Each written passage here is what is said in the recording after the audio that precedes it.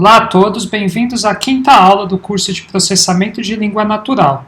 Nessa aula falaremos sobre representações vetoriais para palavras, sentenças e documentos. Antes, um pequeno resumo do que nós vimos até então. Então, na aula 1, eu expliquei para vocês as expressões regulares, enquanto o professor Evandro falou sobre distância de edição. Na aula 2, foi explicado como fazer um computador distinguir as estruturas morfológicas de um texto, a partir da segmentação e padronização de textos. Na terceira aula eu falei sobre modelos de linguagem, e na quarta aula o professor Evandro introduziu um pouco de semântica computacional através das relações de sentido e WordNet.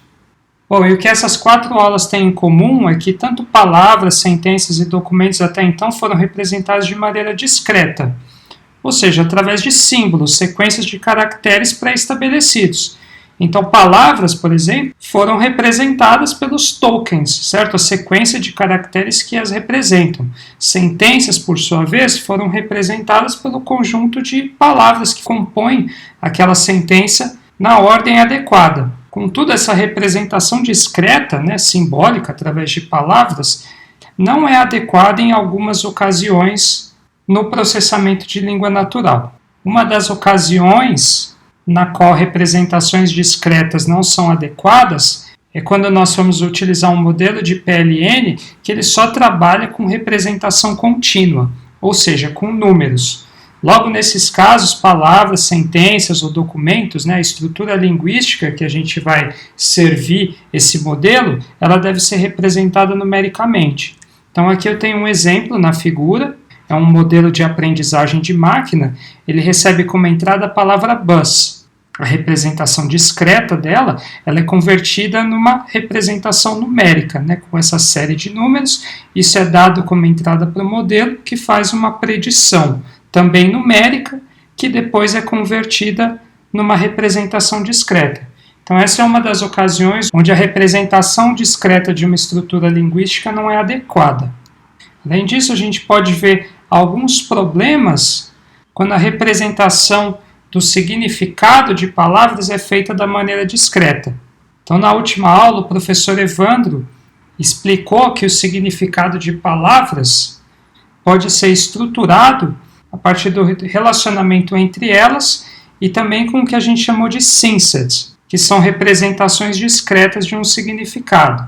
Então, aqui a gente tem um exemplo de um significado que está sendo representado de maneira discreta por esse termo, head, certo? De cabeça, que é um substantivo. E aqui é marcado que os lemas, ou seja, as palavras que representam esse significado, são cabeça, chefe, líder e responsável.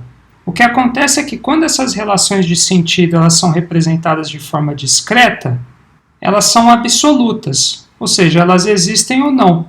Contudo, essas relações elas costumam ter nuances. Por exemplo, cabeça, chefe, líder e responsável não são sinônimos em todos os contextos. Por exemplo, ele é o cabeça da turma ou ele é o chefe da turma, tudo bem. Essas duas palavras seriam sinônimos e essa relação está correta. Mas vamos exemplificar um caso como ele está com dor de cabeça, certo? Nesse caso, a gente não poderia substituir a palavra cabeça por chefe, porque elas não são sinônimos, Ele está com dor de chefe, não teria o mesmo significado. Contudo, é difícil de representar esses nuances quando a representação das palavras é feita de maneira discreta, assim como suas relações em termos semânticos. Além disso, relações de sentido discretas têm outros problemas. Por exemplo, elas são muito difíceis de manter, pois elas exigem muito trabalho manual. Certo? Para cada palavra que surge ou cada palavra faltante é necessário criar uma relação manual. Além disso, se vocês fizeram um dos exercícios que o professor Evandro passou, ou brincaram um pouco com as WordNets e o cálculo de similaridade de palavras através dessa ferramenta, vocês vão ver que a similaridade que ela devolve entre duas palavras não é muito acurada. Então, uma solução, uma alternativa às representações discretas nesses casos, são representar palavras, sentenças e documentos de forma contínua, ou seja, através de números. E quais que são as vantagens? é que representações contínuas de palavras adequam-se a grande parte dos modelos de PLN em estado da arte, por exemplo, as redes neurais. Grande parte dos problemas de processamento de língua natural hoje em dia é resolvido por redes neurais, que por sua vez trabalham com dados numéricos contínuos, certo? Além disso, representando uma palavra de maneira contínua, uma sentença e documento, nós podemos aplicar operações aritméticas, como soma, subtração, e a partir dessas operações aritméticas é possível calcular de maneira mais acurada a similaridade entre duas estruturas linguísticas, levando em conta os seus nuances em diferentes contextos. Então, para demonstrar como a similaridade de significado entre duas palavras pode ser representada de maneira contínua, vamos levar em conta esse exemplo. Eu tenho aqui 4 termos: navio, carro, São Paulo, Minas Gerais, e cada um desses termos é representado por um número. Então, navio é representado por -7, carro por -3, São Paulo por 3 e Minas Gerais por 5. Então, como é que eu posso mensurar a similaridade entre dois termos? Bom, eu posso medir a distância entre essas palavras fazendo a subtração dos seus números e tirando o valor absoluto. E o que eu espero? Eu espero que palavras semelhantes elas tendem a estar mais próximas, ou seja, terem menor distância, enquanto palavras diferentes tendem a estar distantes, ou seja, ter uma maior distância. Então, se eu pegar aqui a diferença entre São Paulo e Minas Gerais, seria 5 menos 3, que em valores absolutos é igual a 2, ou seja, uma distância pequena, e que faz sentido, porque aqui eu estou falando de 2 estados. Se eu pegar a distância entre carro e navio, vai ser de 4.